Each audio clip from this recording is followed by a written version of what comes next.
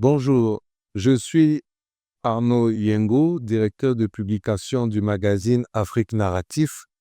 Je suis à Cape Town et j'ai le bonheur et le privilège de recevoir sur ce podcast, sur ce plateau, un homme, un entrepreneur, une personnalité de la République démocratique du Congo. D'abord, d'entrée de jeu, je voudrais remercier le Queen Lodge qui nous reçoit dans cet espace et qui nous offre cet endroit pour pouvoir partager. Alors tout de suite, je me retourne vers cet invité de marque que je reçois, Monsieur Eric Kazadi. Merci pour le temps que vous nous consacrez à Cape Town. Nous savons que vous avez un emploi du temps très très chargé. Nous sommes heureux de vous recevoir au sein de Afrique Narratif. Merci, monsieur Arnaud. Alors, monsieur Eric, tout de suite d'emblée, je voudrais vous demander qui est réellement l'entrepreneur ou l'homme derrière l'entrepreneur. Qui est Eric Kazadi? Eric Kazadi, c'est un entrepreneur congolais qui est basé en République démocratique du Congo, le patron des Goodness Multiservice SARL, une entreprise qui est basée à Kolwezi, avec une branche à Johannesburg et à Cape Town. Ok, alors je me permets de dire que je vois un jeune homme dynamique, un jeune homme qui quitte déjà Kolwezi pour venir à Cape Town et qui n'est pas à sa première visite à Cape Town pour Indaba Mining. Ça suppose qu'il y a un parcours, il y a une histoire. Quel est le parcours qui a construit le jeune homme à l'entrepreneur? Merci beaucoup, M. Arnaud. C'est depuis 2019 que l'entreprise Goodness Multiservice existe. Et nous, on est de ces jeunes qui se sont dit, on ne doit pas rester là en train de pleurer notre sort. On n'attend pas que le gouvernement change pour nous imposer une mode de vie. Mais nous nous sommes dit, nous devons nécessairement être les acteurs du changement pour influencer les autres jeunes comme nous, pour apporter des solutions à la société et faire en sorte que nous soyons aussi une réponse à ces gouvernements. C'est depuis 2019 que je me suis lancé dans ces parcours et dans cette carrière entrepreneuriale. Au départ, c'est quelque chose qui n'a pas été facile parce qu'il y a eu beaucoup plus d'obstacles, il y a eu beaucoup plus de difficultés, mais tellement que la vision était mise en place, la cible a été très bien calculée, nous sommes là où nous sommes aujourd'hui. Ok, d'accord, super. J'ai aimé votre sincérité sur les difficultés du parcours. Parce qu'aujourd'hui, lorsque on pense entrepreneuriat, tout de suite, les gens voient des Elon Musk, les gens voient...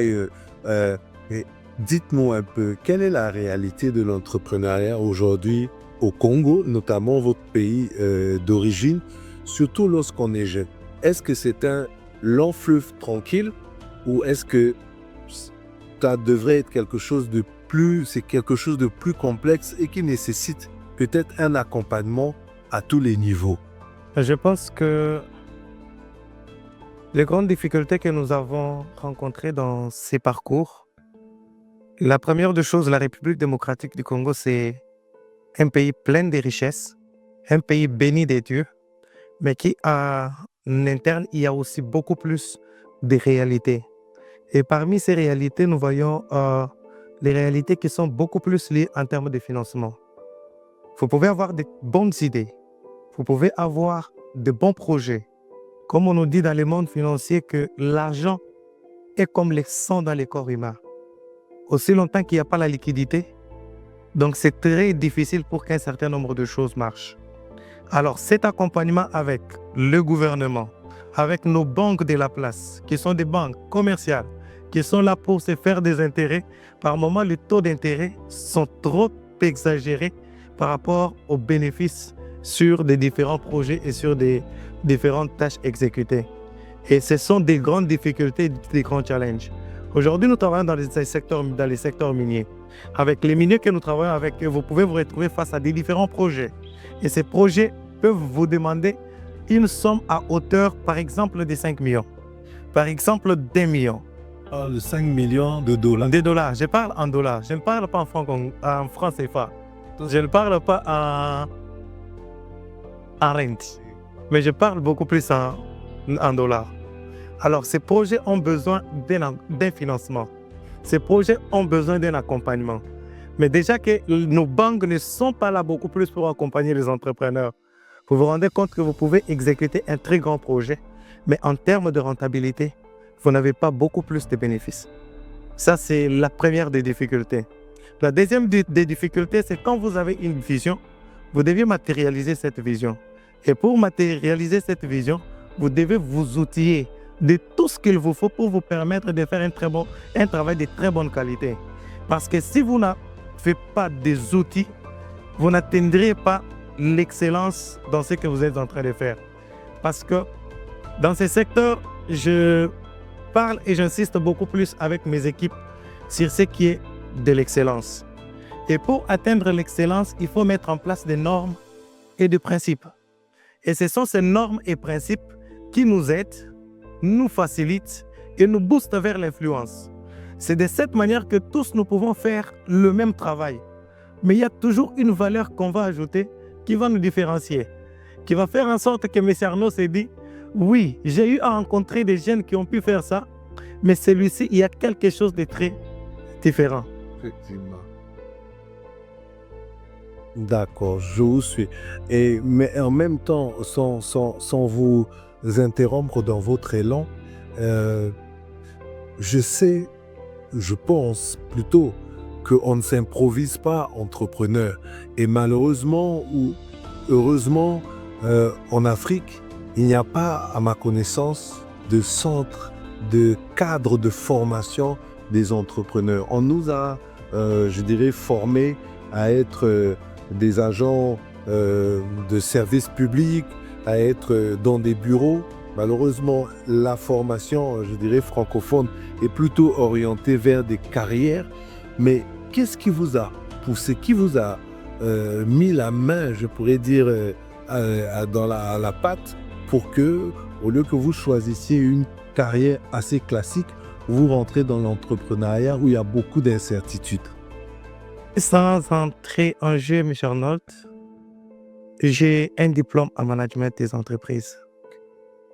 Et cette licence en management des entreprises, dès le départ, on nous a dit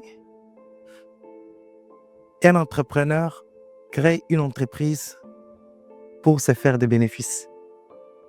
Chaque action que je pose, je vois mon profit derrière cette action. Et aujourd'hui, nous avons une chance, comme je l'ai toujours dit. Nous avons une technologie qui est mise en place. Parce que si vous regardez nos pères, ils ont travaillé dans des grandes structures comme la GECAMINE, comme l'AMIBA, donc comme la CNCC. Ce sont des organisations qui ont été mises en place par des Belges. Vous sortez le matin, vous rentrez le soir, et après c'est fini. Moi, j'ai travaillé pour Clencor, mais je m'étais fixé un objectif, que je travaille avec cette grande structure pour 5 ans. Et après ces 5 ans, je vole de mes propres ailes. Clencor m'a formé. Clencor m'a outillé dans mon domaine. Clencor m'a aidé à avoir certains potentiels. Ça, je suis reconnaissant. Mais certains aspects des choses, ce n'est pas à nous de réclamer aux parents. Mais certains aspects des choses, c'est notre engagement personnel par rapport aux visions que nous avons. Je dis pourquoi aujourd'hui nous sommes chanceux. Nous sommes chanceux parce que nous avons une technologie qui est là. Nous pouvons nous former aujourd'hui même à distance. Avec la technologie, nous avons la possibilité de nous outiller et avoir tout ce que nous avons besoin. Être meilleur, être concurrentiel et apporter des solutions dans notre société. Être meilleur, être concurrentiel, justement, que fait votre société? Quelle est l'offre de service exacte qu'elle apporte aux miniers? J'ai fait ce que j'appelle souvent en français le warehouse management. Donc la gestion de tout ce qui est des entrepôts. Donc les magasins des miniers, c'est ma spécialité. J'ai fait la gestion des stocks, je mets la propriété dans l'inventaire, j'apporte la lumière là où il y a les ténèbres, afin que les personnes se retrouvent et que la visibilité soit bonne. Aujourd'hui, l'objectif, c'est quoi? L'objectif dans ce que nous sommes en train de faire, c'est accompagner nos partenaires pour les aider à atteindre leurs objectifs qu'ils se sont fixés. Parce que quand nous intégrons leur vision, ils ont déjà un soubassement. Mais quand nous venons intégrer cette vision avec notre service qui est support, nous venons juste les aider à améliorer un certain nombre de choses. Mais l'objectif, c'est atteindre leur vision. Et c'est dans cette manière de choses que nous travaillons avec des miniers. Sur tout ce qui est de gestion, des warehouses, des entrepôts, c'est notre spécialité. D'accord, ouais. Donc, votre spécialité, c'est la gestion des entrepôts sur les bases de vie, sur les chantiers miniers. Exactement, oui. Bon. Et est-ce que vous travaillez dans la construction des infrastructures ou bien vous êtes uniquement dans le service?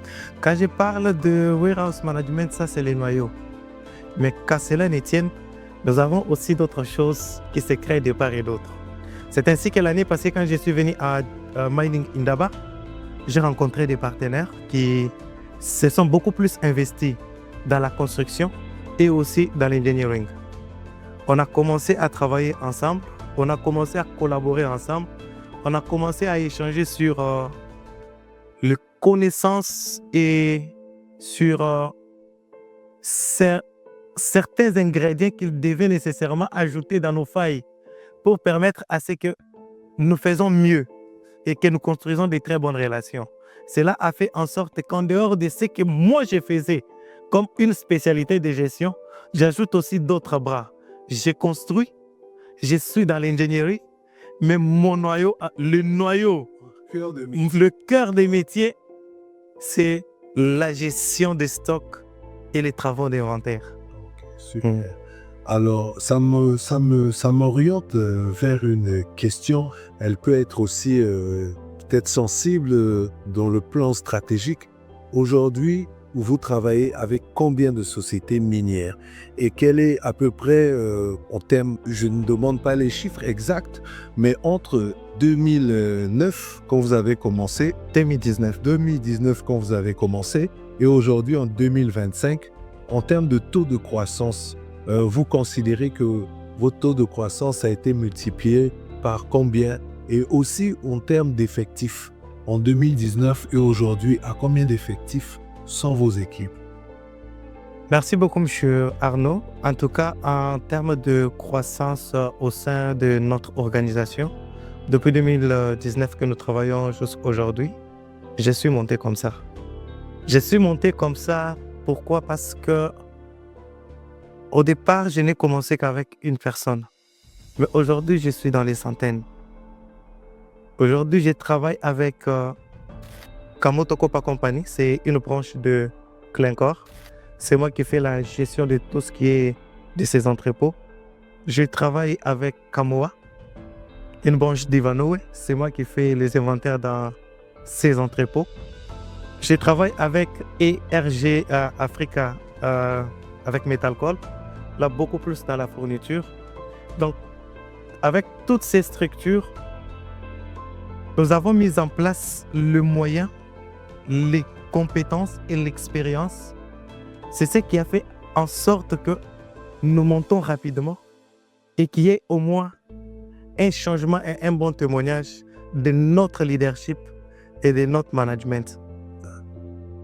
Monsieur Kadadi, vous travaillez avec ces sociétés qui sont des multinationales qui ont certainement des partenaires déjà avec lesquels elles travaillaient parce qu'elles ne se sont pas constituées hier. Qu'est-ce qui vous donne aujourd'hui un accès facile à ces sociétés? Pour dire simplement les choses, on parle de plus en plus de local content, c'est-à-dire du contenu local. Est-ce qu'en RDC, dans votre domaine, dans votre secteur, le contenu local, c'est une réalité ou c'est un mythe? Quand vous vous engagez dans une carrière entrepreneuriale, la première des choses, vous devez vous outiller. C'est ainsi qu'on a mis en place des principes qu'on ne travaille pas avec des amis, qu'on ne travaille pas avec des membres plus proches,